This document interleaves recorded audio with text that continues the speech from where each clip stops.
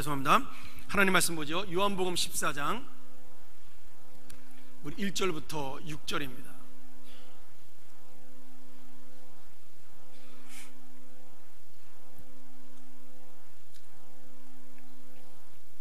한 절씩 교독할까요?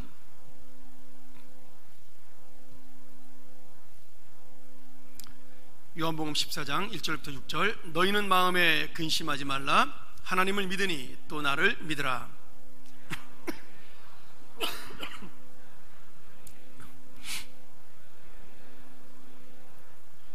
가서 너희를 위하여 초소를 예비하면 내가 다시 와서 너희를 내게로 영접하여 나 있는 곳에 너희도 있게 하리라. 도마가 가로되 주여 어디로 가시는지 우리가 알지 못하거늘 그 길을 어찌 알겠사옵나이까. 예수께서 가라사대 내가 곧 길이요 진리요 생명이니 나로 말미암지 않고는 아버지께로 올 자가 없느니라. 아멘. 오늘 말씀 우리가 지난주에 이어서 요한복음 14장 1절부터 6절을 가지고 한 번 더 여러분하고 말씀을 나누도록 하겠습니다. 제가 지난주에 금요일날 이 말씀을 드리면서 우리가 무엇 때문에 근심하고 무엇 때문에 염려하느냐, 지금 그 이야기를 여러분에게 해드린 적이 있습니다. 우리가 무엇 때문에 근심한다 그랬죠? 결국은 내 안에 있는 욕심 때문에 근심한다라고 말씀을 드렸습니다. 지난번에 우리 제자들이 예수님이 죽으신다라는 말을 듣고 내 소원, 내 원하는 야망, 내 비전이 이루어지지 않는 것에 대한 안타까움을 가지고 두려워하고 근심했다라고 말씀을 드렸습니다.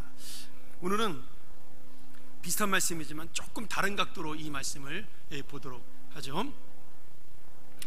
14장 전체를 보면 여러분 굉장히 중요한 우리가 이 성경을 보면서 깨달을 게 있어야 되는데, 근심하지 말라는 1절의 말씀이 14장 전체를 보여주는 말씀입니다. 이 말씀을 바꿔 말하면 뒤에 보면 6절 이후로 주님의 능력 그리고 진정한 평화 이런 것들이 쭉 나옵니다. 근데 그런 모든 진정한 능력이나 주님이 주시는 평화가 앞에 나오는 1절 마음의 근심을 이기는 자에게 나타난다라고, 지금 1절이 전체에 있는 모든 14장을 지금 포용하고 있는 그러한 말씀이죠. 여러분, 그러면 우리의 근심은 무엇일까요? 지난주에 근심을 제자들이 자신들의 소원을 이루지 못하는, 인간의 욕심을 이루지 못하는 것에 대한 근심이었다 그러면 오늘 이 제자들이 근심하는 것은 또 무엇이 있을까요? 지금 예수님께서 너희는 마음에 근심하지 말라. 하나님을 믿으니 또 나를 믿으라. 그러면서 2절 말씀에 내 아버지 집에 거할 곳이 많다라고 말씀했습니다. 그 말씀의 의미는 뭐냐면 지금 주님께서 우리의 살 집을 준비하러 간다라는 말씀이죠. 이 말을 바꿔 말하면 지금 제자들이 걱정하는 것이 무엇이에요? 예수님이 없으면 우리가 무엇을 먹고 무엇을 마시고 어디에서 잘까? 우리가 살고 있는 먹고 사는 기본적인 문제를 근심하고 걱정하고 있다는 그런 의미입니다. 그래서 오늘 주님의 대답이 뭐예요? 걱정하지 마라, 근심하지 마라. 아버지 집에 있을 곳이 많다. 너희들을 위해 준비하겠다. 이렇게 안심을 시키고 있는 거죠. 여러분, 한번 생각을 해보세요. 내가 오늘 집에 갈 곳이 없다 이랬을 때, 내가 만약에 내일 아침에 끼니가 없다 그랬을 때 우리 마음속에 근심이 일어날까 안 일어날까요? 당연히 일어날 수밖에 없습니다. 그런데 재밌는 건요, 오늘 아침을 먹으면서 점심을 먹을 게 없으면요 그것만 걱정을 합니다, 사람들이. 그런데 오늘 아침이 있고 점심이 있고 저녁이 있으면 사람들은요 한 달치 뒤에는 뭘 살까, 앞에 있는 걱정을 미리 끌어당겨서 걱정을 가불하며 삽니다. 요건 제가 다음번에 우리 마태복음에 있는 근심과 염려를 연구하면서 한번 제가 여러분에게 자세하게 말씀을 드리도록 하겠습니다. 사람은 그렇습니다. 스스로 근심을 만들어내는 존재라는 거예요. 내가 뭔가 편안하고 내가 뭔가 행복하고 뭔가 좋으면 사람들 대부분 한 번쯤 마음속에 그런 생각을 합니다. 아, 내가 이렇게 행복해도 좋은 건가? 내가 이렇게 편안하게 살아도 되는 건가? 그런 생각이 들 때가 있습니다. 뭐 그렇게 평안하게 살아본 적이 없으시다고요? 그럼 제가 할 말이 없고요. 저는 목회를 하면서 항상 그 생각이 들어요. 교회에 끊임없이 일이 일어납니다. 그냥 여러분들은 모르는 일이지만 교회는 안 보이는 사이에 끊임없이 일이 일어나고 있어요. 성도들의 일이 일어나고요, 교회 문제가 계속 생겨납니다. 그냥 큰 문제가 안 일어나서 여러분들이 모르는 것 뿐이지 저한테 들어오는 소식은 항상 문제가 있습니다. 여러분, 우리 교인이 지금 청년부까지 합쳐서 600명이 좀 넘습니다. 주일날 출석 인원이 한 587명 되는데 제가 결석자 명단을 체크해보면 매주 30-40명이 교대로 아파서 못 오든지 지방 가서 못 오든지 출장 가서 못 오든지 교대로 결석을 해요. 600명이에요. 그러면 600명이 돌아가면서 근심하면요, 하루에 한 번만 걱정을 해도 저한테는 몇 명의 걱정이 들어오죠? 2번의 걱정이 돌아옵니다. 매일 안 한다 하더라도 최소한 일주일에 한 번 정도는 그런 걱정거리가 교인들 때문에 생기는 것이 저한테 들어올 수 있다는 얘기입니다. 물론 수학적으로 이렇게 정확하게 들어오는 건 아니지만 어떤 때는 큰 문제, 어떤 때는 작은 문제. 그리고 우리 교회같이 이렇게 연세 드신 분들이 많은 교회, 젊은 사람도 많지만 이게 참 특이한 교회예요. 제가 우리 교회를 보면서 야, 진짜 신기하다. 우리 교회는 70 넘은 분도 엄청 많은데 또 우리 교회처럼 30, 40대, 20대가 많은 교회도 그렇게 또 드뭅니다. 그러니까 보통 지금 한국 교회가 70대가, 저희 교회가 70대가 100명 정도 되는데요, 그렇게 100명이 되면 20대, 30대는 한 반도 안 돼야 되는데 우리 교회는 비슷하거든요, 숫자가. 그러니까 저희 교회는 끊임없이 뭐가 있는 거예요? 70 넘으신 분들이 있다는 얘기는. 이해가 안 되시나요? 아픈 분이 날마다 있다는 얘기입니다. 아픈 분이. 제가 부임해가지고요, 제 기억으로 한 주도 환자에 대한 보고를 안 받은 적이 없습니다. 그러니까 600명의 교인이 돌아가면서 아픈 거예요. 심지어는 저까지 아프잖아요. 요새 감기 걸렸다면 한다행 하잖아요. 제가 지금 2주 됐는데 코가 아직도 안 난 거 보니까 지금 딴 데 다 났는데, 이 감기가 독합니다. 그러니까 우리 권사님들은 돌아가면서 끊임없이 아프신 거죠. 그러다가 돌아가시기도 하고, 어떤 분은 갑자기 또 이제 돌아가실 병으로 발전하기도 하고, 좋아지는 분은 제가 별로 못 본 것 같아요. 연세가 드시면서 점점 나빠지는 거죠. 여러분, 이것을 만약에 제가 야, 우리 교회는 이렇게 맨날 아프고 힘들고 죽는 사람밖에 없냐 이렇게 생각을 하면요, 우리 교회는 완전히 문제의 교회고 죽음의 교회가 되는 겁니다. 그렇지 않습니까? 거기다 가끔가다 보너스로요, 20대 30대가 수술 받을 때가 있어요. 아기들이 사고 나가지고 다칠 때가 있습니다. 여러분, 그러니까 실제로 이 세상에 하루도 문제가 없는 날이 없는 겁니다. 그러니까 목사는 가만 생각해보면 날마다 문제를 끌어안고 사는 이 사람이에요. 내 문제가 아니라 남의 문제를 끌어안고 사는 이 사람인 거죠. 제가 아주 예전에 99년도인가에 한 2000년도쯤에 읽었던 책이 있습니다. 그 최고의 날은 아직 오지 않았다라는 책인데요, 우리 한번 화면을 볼까요? 제가 이 책을 한국에 두고 가가지고 우리 처제가 비 맞아가지고 버리는 바람에 이 책을 제가 갖고 있는데 지금 절판에서 안 나올지도 모르겠는데 한번 찾아보세요. 최고의 날은 아직 오지 않았다. 이 그렉 로리 목사님이 쓰신 이 재밌는 이야기를 모아놓은 이 책인데, 거기에 보면 걱정이 없는 사람에 대한 이야기가 나옵니다. 나중에 한번 읽어보세요. 사소한 일에도 날마다 걱정하고 근심하며 사는 한 사람이 있었습니다. 근데 그가 어느 날 너무나 평화스러운 얼굴로 아무런 걱정이 없다는 듯이 가장 친한 친구에게로 나타난 거예요. 그 친구는 365일 그 친구의 걱정을 들어주던 친구였는데, 그날 너무나 평화롭게 나타난 그 친구를 보고 놀랬습니다. 아니, 자네 오늘 웬일이야? 오늘은 전혀 불안해 보이거나 걱정이 없는 얼굴인데? 그랬더니 이 걱정 많은 친구가 이렇게 대답을 하는 겁니다. 나는 요즘 한 달 내내 한 번도 걱정을 하지 않았다네. 정말? 어떻게 그런 일이 있을 수 있어? 간단하지. 내가 신문에 광고를 내서 나를 위해서 대신 걱정해 줄 사람을 직원으로 고용했어. 그래서 그 친구가 날마다 내 걱정을 대신 해주기 때문에 나는 걱정을 하지 않아. 아니, 근데 그 사람은 어떻게 고용했나? 신문에 한 달에 하루에 10만 원씩 주겠다고 광고를 냈지. 그러면 아니, 자네 돈도 없는데 그 10만 원은 어떻게 하려고 그래? 그랬더니 이 친구가 하는 말이 뭐냐면, 이 사람아, 그 걱정도 그 친구가 할 걱정이야, 내가 할 걱정이 아니야. 이렇게 대답을 했다는 거예요. 여러분, 이거는 사실 가짜 평안이죠. 네, 가짜 평안. 그리고 그 친구는 돈을 못 받으면 곧 사라질 직원을 가지고 지금 의지를 하고 있는 거죠. 어떻게 보면요, 우리가 걱정하는 것들이 여러분 남에게 맡길 정도의 걱정이라면 그것은 사실 걱정이 아닌 겁니다. 근데 우리가 그런 걱정을 하며 살고 있다라는 거죠. 그런 의심을 하며 살고 있다라는 거예요. 재밌는 거는요, 여러분 지금 이 제자들의 근심을 보면서 주님이 오히려 제자들에게 근심하지 말라고 그들을 다독입니다. 지금 예수님은요, 내일 십자가에서 죽을 뿐이에요. 이 성경책 읽다 보면 예수님은 오늘 저녁에 잡혀가서 내일 죽을 뿐입니다. 근데 그 예수님이 지금 누가 걱정을 하고 있어야 돼요? 죽을 예수님이 자기를 걱정해야 되는데 그 걱정해야 될 예수님은 지금 걱정하지 않고 지금 예수님을 걱정해줘야 될 제자들은 자신을 걱정하고 있다라는 겁니다.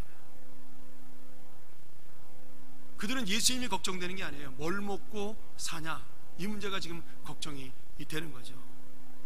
여러분, 이게 얼마나 놀라운 대조인지 저는 요한이 요한복음을 쓸 때 정말 이런 것들을 은혜를 받았으면서 썼을까라는 그런 생각이 들 때가 있을 정도로 요한복음에는 이런 복선들이 많이 깔려 있습니다. 지금 보세요. 지금 오늘 잡혀가고 내일 죽는 예수님에게는요, 미래의 근심과 걱정이 없어요. 왜 그렇죠? 여러분, 죽은 자에게는 걱정이 없는 겁니다. 근심과 염려는 누구의 몫이에요? 살아남은 자들의 몫입니다. 이 말을 바꿔 말하면 예수님이 죽으심으로 그 걱정과 근심을 지금 이기셨다라는 거예요. 벗어났다라는 거죠.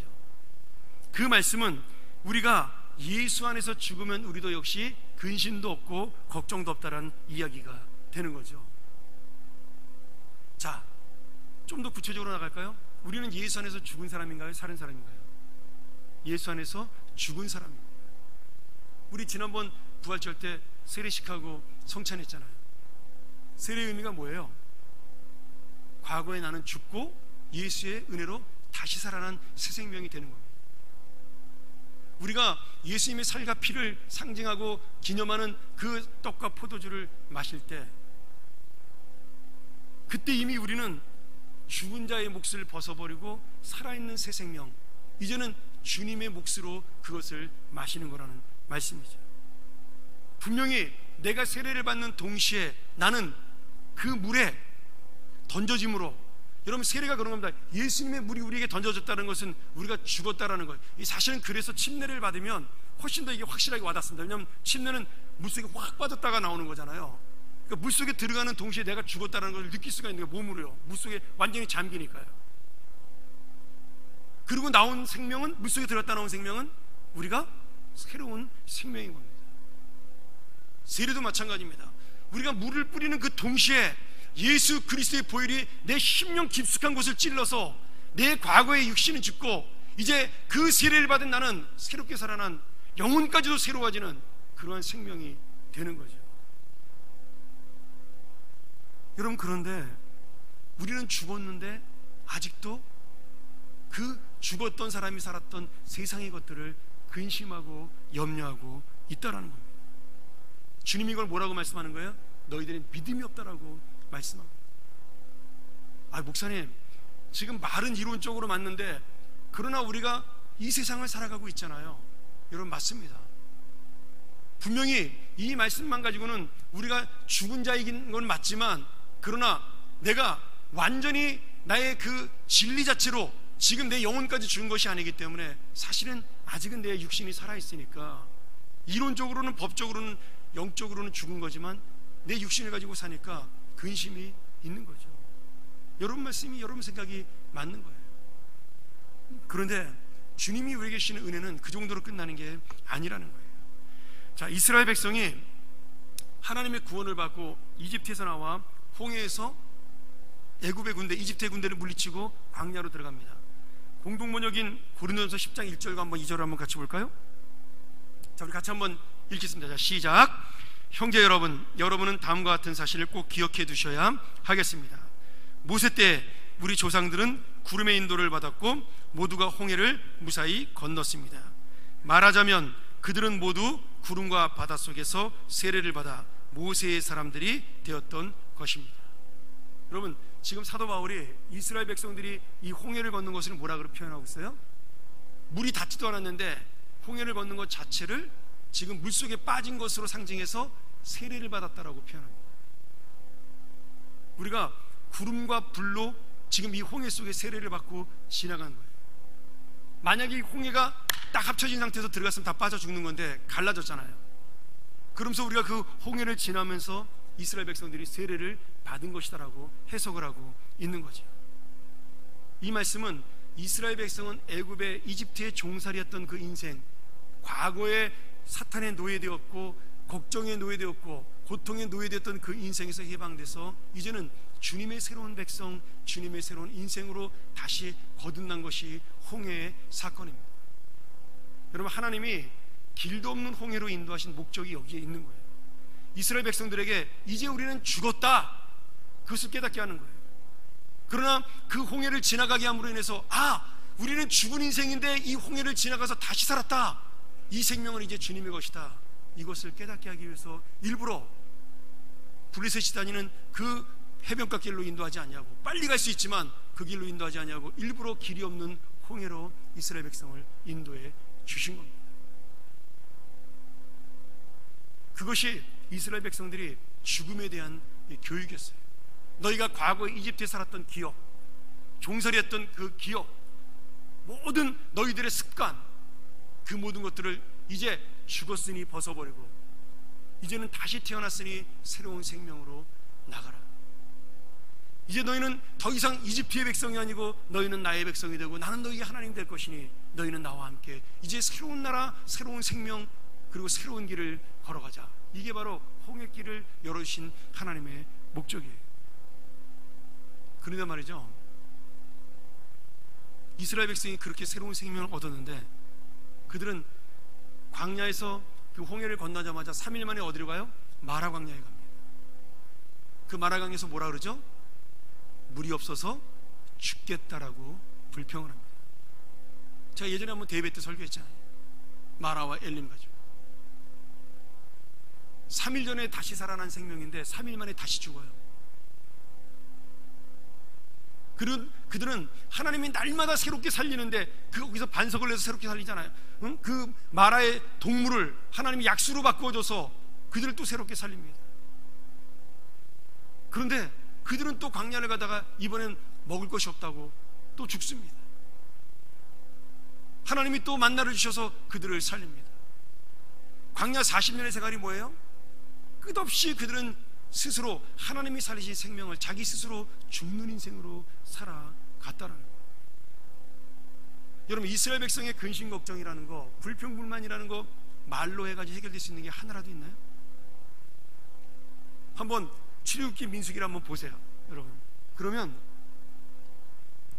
이스라엘 백성이 불평했던 단 한 가지도 말로 뱉어서 마음으로 걱정하고 근심해서 그들이 해결할 수 있고 얻을 수 있는 게 단 한 가지라도 있냐면 없습니다. 여러분, 그게 우리의 고민이고 우리의 걱정입니다. 여러분이 고민하고 걱정해서 얻을 수 있는 것, 해결할 수 있는 것이 한 가지도 없다라는 거예요. 오늘 여러분, 여기에 우리의 진리가 있습니다. 하나님은 그들을 광야에서 죽이려고 구원하신 것이 아니에요. 목말라 죽게 하고 배고파 죽게 하려고 그들을 구원하신 것이 아닙니다. 그들을 살려서 가나안 땅 천국까지 같이 가시기 위해서 구원하신 거라, 이 말씀이죠. 바꿔 말하면 그 홍해를 건넌 이스라엘 백성이 누구를 가리키는 거죠? 우리를 가리킵니다. 근데 우리 역시도 살아가면서 날마다 죽겠다라고, 날마다 불평하고 원망합니다. 전 불평하지 않은데 여러분이 갖고 있는 근심 걱정이 바로 그 불평의 일종입니다. 오늘 예수님께서 뭐라고 말씀하셔요? 너희는 마음에 근심하지 말아라. 하나님을 믿으니 또 누구를 믿으라고요? 나를 믿으라고 말씀하세요. 그래서 이 근심과 염려의 문제가 해결의 문제가 아니라 믿음의 문제라는 거예요. 여러분, 이 믿음이라는 단어, 나를 믿으라 할 때 믿으라는 단어가 굉장히 중요한 단어입니다. 이게 헬라어로 피스테오라는 말에서 나온, 여기서는 뭐 변형돼서 피스테우테가 되는데, 원래 말은 이제 명사로는 피스토스가 되고 동사로는 피스테오가 되는 거죠. 이 피스테오라는 말이 뭐냐면 믿다, 확신하다라는 것이 첫 번째 뜻이 있어요. 신뢰하다 이런 뜻이죠. 트러스트라는 뜻이에요, 쉽게 말하면. 근데 그 뒤에 두 번째 의미가 숨겨져 있어요. 그게 뭐냐면 맡긴다라는 뜻이 있습니다. 맡긴다. 여러분, 내가 갖고 있는 것을 맡기려면 그 사람이 어떤 사람이어야 돼요? 믿을 만한 사람이어야 됩니다. 신뢰할 만한 사람이어야 돼요. 제가 월요일 날 노예를 갔다가, 노예가 끝나면서 제가 그 쉬는 시간에 식당에 내려가서 이야기하다가 지갑을 떨어뜨렸어요. 제가 지갑을 바지 주머니에 잘 안 넣는 스타일인데, 그날따라 이상하게 지갑을, 우리 부목사님들 가다가 내가 맛있는 거 사주려고 제 딴에는 그렇게 생각하고 바지에 주머니 넣었는데 기도원에 떨어뜨린 겁니다. 근데 제가 그날 저녁 때 우리 작년에 봤던 그 뮤지컬 그 더북을 연출했던 그 제 후배 목사님 김현영 목사님이 이번 주에 그 요한계시록 공연이 끝나요. 그래서 저보고 마지막 주인데 형님 한번 오시면 어떻겠냐고 그래서 월요일날 자리를 마련해서 오라서 그걸 갔습니다, 우리 식구들하고. 근데 제가 기도원에서 그 극장까지 가는데 지갑이 없는 거예요. 이제 그 친구한테 제가, 그 친구는 제 표를 공짜로 주면 어떻게 공짜로 받겠어요. 그래서 제가 좀 이렇게 돈을 좀 주려고 제가 좀 준비해놓은 돈이 있어서 주려고 했는데 지갑이 없는 거예요. 여러분, 제가 얼마나 놀랐을까요? 거기에 교회 신용카드, 내 신용카드 2장, 그리고 그 친구한테 줄 돈하고 해서 한 10몇만 원 들어있었고요, 제 운전면허증에, 그리고 제 그 은행 그 뭐야 그 무슨 뭐 있잖아요, 그 비밀 번호 적힌 카드 뭐 이런 거 다 적혀 있었거든요. 제가 얼마나 놀랐겠어요. 근데 거기에 잃어버린 데가 어디예요? 기도원이에요. 기도원. 홍릉교회 기도원에서 했거든요. 그리고 거기 있는 분들이 다 누구죠? 최하 목사와 장로만 왔습니다, 그 자리에. 여전도에 봉사하시는 분들만 집사 권사님이고 나머지 다 목사 장로. 그러니까 제가 걱정이 잠깐 됐다가 이게 뭔 걱정이야, 기도원에서 잃어버렸는데, 제가 그때 자신감이 생기더라고요. 그래서 제가 바로 윤 장로님한테 연락을 드렸습니다. 장로님, 제가 기도원에서 지갑을 잃어버렸는데요, 아니나 다를까 제가 연극 보고 그 뮤지컬 보고 있는 도중에 문자 메시지가 왔더라고요. 목사님, 주소서 지금 관리하시는 집사님이 잘 보호하고 있습니다. 제가 그날 저녁 때 기도원을 갔을까요, 안 갔을까요? 안 갔습니다. 왜요? 믿으니까. 그 다음날 오후에 제가 바빠서 우리 사무장 장로님한테 부탁을 했어요. 좀 갖다 달라고. 갖고 왔는데 빈 게 있을까요? 예, 하나도 없었습니다. 여러분, 제가 만약에 그 지갑을 택시에서 잃어버렸거나 길 가다 잃어버렸으면 어떻게 됐을까요? 그날 밤에 아마 잠을 못 잤을 겁니다, 열받아서. 그렇죠? 이 어리석은 놈. 그리고 작년에 우리 딸이 한번 그렇게 지갑을 잃어버렸거든요. 그게 다 새로 발급받았어요. 카드, 운전면허증. 근데 믿을 만한 곳에 잃어버렸더니 걱정이 안 되더라 이거죠. 조금은 염려가 되더라고요. 혹시라도 깜깜해서 그것을 못 주우면 어떡할까. 그것을 주웠다면 아무 걱정이 되지가 않는 거죠. 여러분, 그 걱정이 왜 없을까요? 믿을 만한 분이 맡아두었기 때문입니다. 여러분, 이 믿는다라는 말 속에 뭐가 있어요? 맡긴다라는 뜻이 있는 겁니다. 주님이 지금 나를 믿으라 그랬을 때는요, 나를 신뢰하라로 끝나는 것이 아니라 너희가 갖고 있는 근심과 염려를 나한테 맡겨라, 그 뜻이 담겨져 있는 거예요. 아마 제자들은 그것을 이해했을 겁니다. 헬라어를 사는 사람들이니까. 오늘 여러분, 주님이 우리의 인생을 책임지기 때문에 맡기라고 말씀합니다. 내가 주님을 믿기 때문에 맡길 수가 있는 겁니다. 그래서 믿음의 반대는요, 불신앙이라는 단어도 되겠지만 사실 믿음의 반대는 근심과 걱정일 수도 있는 거예요. 자, 마지막으로 하나만 더 이야기하고 마치죠. 여러분, 지금 예수님이 나를 믿으라 이렇게 말했을 때 그 믿으라를 그냥 권고하는 말이 아니라 강력한 명령으로 이야기하고 있습니다. 이 명령형이에요. 믿으라. 이게 감탄적인 명령어입니다. 확실하게 너희들 나한테 맡겨라, 이런 뜻이 되거든요. 이 말은 무슨 말이에요? 내가 너 인생 책임질게. 너의 인생을 나한테 믿고 맡겨라. 너희가 지금 집 때문에 걱정하냐? 먹을 것 때문에 걱정하냐? 마실 것 때문에 걱정하냐? 나한테 믿고 맡겨라. 건강 때문에 걱정하냐? 그래봤자 죽으면 천국이야. 나한테 맡겨. 그러는 거예요. 오늘 우리가 이 명령이라는 것은 명령권자에게 책임이 있습니다. 그리고 내가 주님 앞에 맡겼을 때 그 맡겨놓은 것이 문제가 해결되지 않으면 누구한테 책임이 있는 거예요?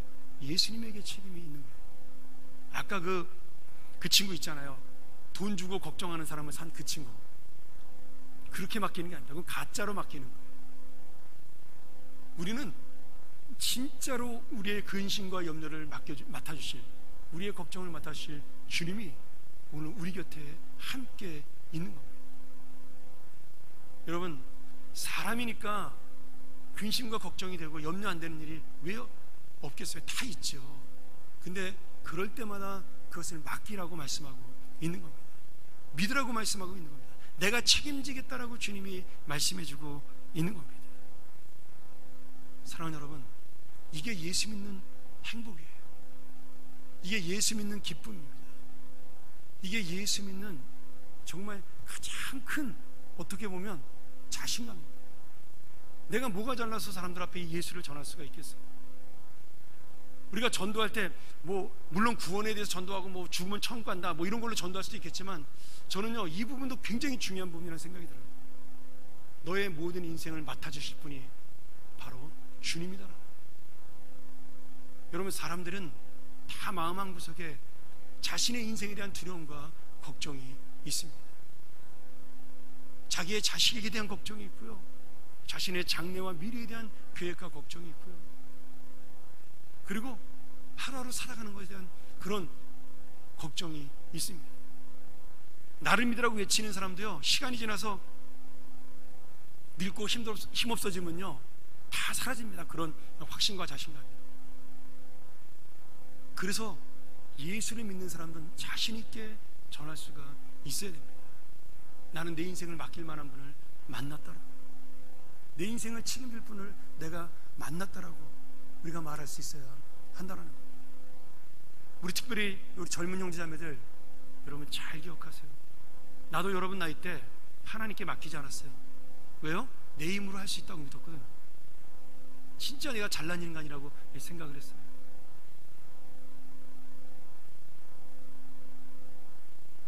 그런데 말이죠, 그거 10년도 안 가서 다 깨지더라고요. 20대 때 정말 펄펄 나를 것 같았던 그 자신감, 그 능력, 그때는 아무것도 없는데도 이렇게 자신감이 있더라고요. 그런데 그까짓 거요, 결혼해서 애 하나 나니까 완전히 다 깨지더라고요. 애가 딱 하루 아파가지고 열이 펄펄 올라서 39도 5분까지 올라가는데 진짜 아무것도 아닌 인간의 연약함을 깨닫겠더라고요. 교회를 하면서 한 영혼이 내 힘으로 바뀌지 않는데 정말 미치겠더라고요. 내가 이렇게 무능한 사람인가. 여러분, 그때 하나님이 왜 당신에게 맡기라고 하신 말씀을 그때서야 제가 깨달았다는 거죠. 정말 몰랐던 그 은혜를 그때서야 제가 알았다는 겁니다. 주님이 정말 나를 사랑하십니다. 이렇게 오만방자하고 교만하고 철없고 아무것도 아닌 나를 하나님은 끝까지 기다리셨구나, 그걸 제가 깨달았다는 거죠. 아마 제가 20대 30대 때 이 요한복음 14장을 설교했으면요 전혀 이렇게 말씀을 못 전했을 겁니다. 여러분, 내가 자신이 없기 때문에, 내가 능력이 없기 때문에, 내가 연약하고 내가 죄인이기 때문에, 내가 살아온 인생을 돌아보면서 너무나 부끄럽기 때문에 우리는 주님에게 맡길 수밖에 없는 겁니다. 제가 요새 우리 동문 카톡에 보면 총신대회 사태 때문에 이렇게 우리 동창들이나 후배들이 이렇게 글을 막 올리잖아요. 근데 제가 교회 사람들 외에는 제 카톡에 대답을 잘 안 합니다. 근데 한 번은 누가 질문을 턱 하고 던지더라고요. 대학 때 매일 데모하고 학교 정의를 위해서 이렇게 외쳤던 도대체 형은 왜 이렇게 한마디 말도 안 하냐. 그래서 내가 거기다 대답을 못하고 만나서 얘기했어. 나 만나서 창피해서 거기다 쓰기를 너무 다 보니까 못 쓰잖아요. 거기는 그 단체 카톡방은. 만나서 얘기했어요. 야, 내가 생각해보니까 내가 그 사람들보다 나은 게 없더라. 내가 더하면 더했지, 지금 우리가 비난하는 그 사람보다 내가 더 큰 죄를 저지르면 저질렀지 작은 죄인이 아니더라. 사항이 다르고 액수가 작아서 그렇지, 사람이 작아서 그렇지 그 죄를 다 똑같이 졌더라. 내가 자신이 없어 말을 못하겠다. 제가 그렇게 대답을 했어요. 그때 지난주 그 화요일날인가 우리 친구들 왔었는데 에이 그러더라고요. 나한테 무슨 말도 안 되는 소리 하냐고. 여러분 아닙니다. 진짜입니다. 우리 누구나 다 죄인이기 때문에, 우리 누구나 다 연약하기 때문에 모르겠어요. 제가 점점 나이가 들수록 그 생각이 들어요. 네가 감히 누구를 비판할 수 있겠냐. 물론 해야죠. 정당한 비판, 정의로운 지적은 해야 되죠. 근데 제 개인으로 볼 때는 그게 쉽지가 않더라는 거예요. 저도 우리 부육주들한테 가끔 밥 먹으면서 욕도 하고, 아 정말 그런 썩을 인간이 있나 뭐 이런 소리도 하고 그러지만, 돌아보면 그 썩을 인간이 바로 저라는 거예요. 오늘 여러분, 우리가 우리의 죄에 대해서, 우리 인간의 연약함과 걱정과 근심에 대해서 누가 감히 자신할 수가 있겠어요? 누가 욕심이 없다라고 말하고, 누가 이 야망이 없다라고 말하고, 누가 예수님의 제자처럼 내가 원하는 것이 이루어지지 않을 때 누가 분통이 터지지 않는다라고 그렇게 자신할 수 있겠어요? 다 똑같은 존재라는 거예요. 그 주님이 뭐라고 말씀하시는 거예요? 마지막에 나를 믿어라. 내가 죽으니까 해결되더라. 하나님 나를 다시 살리니까 해결되더라. 너도 죽고 나한테 맡겨라. 오늘 그렇게 우리에게 말씀해 주시는 거예요. 여러분, 아버지 집이 어디 있는 거예요? 이 땅에 있나요? 천국에 있는 거잖아요. 제자들이 볼 때는 기가 막혔을 거예요. 하늘의 왕궁을 달라고 기도했더니 천국의 왕궁이 있다고 얘기하는 이 동문서답하시는 예수님을 보고 제자들이 얼마나 기가 막혔겠어요. 근데 여러분, 그게 진리잖아요. 그게 진짜잖아요. 세상의 왕궁이 우리에게 행복을 가져다 줄 수 있습니까? 우리에게 능력을 가져다 줄 수 있고 우리에게 평안을 가져다 줄 수 있나요? 제가 오늘 아침에 뉴스 보는데 문재인 대통령 얼굴이, 와 정말 대통령 된 지 1년밖에 안 됐는데, 1년도 안 됐나요? 정말 10년은 더 늙어 보이더라고요. 근데 모든 대통령을 제가 볼 때마다 그랬어요. 예전에 박근혜 대통령도 그러고 이명박 대통령도 그러고 한 1년 정도 지나고 나면 다 얼굴이 삭더라고요. 그리고 흰머리가 팍 늘더라고요. 그냥 저거 왜 하려고 그럴까? 여러분, 그들이 그렇게 차지하고 싶었던 왕궁이 평안을 가져다 주나요? 저는 지금도 그 이야기 잊지 못합니다. 김영삼 대통령이 자기가 대통령 재직 시절에 4시간 자본 적이 한 번도 없대요. 4시간 이상 자본 적이. 여러분, 그거를 근데 우리가 이렇게 어떻게 하든지 하려고 근심하고 걱정하잖아요. 그게 우리가 찾고 있는 왕궁입니다. 주님은 편안히 잘 수 있는 아버지 집을 주겠다 그러는데 우리는 잠도 못 자는 그 왕궁을 자꾸 찾고 있는 거예요. 여러분, 그래서 여러분의 불평과 불만도 주님에게 맡기고, 여러분의 염려와 근심도 주님에게 맡기고, 맡기라고 말씀하는 거예요. 나를 믿으라고 말씀하는 거예요.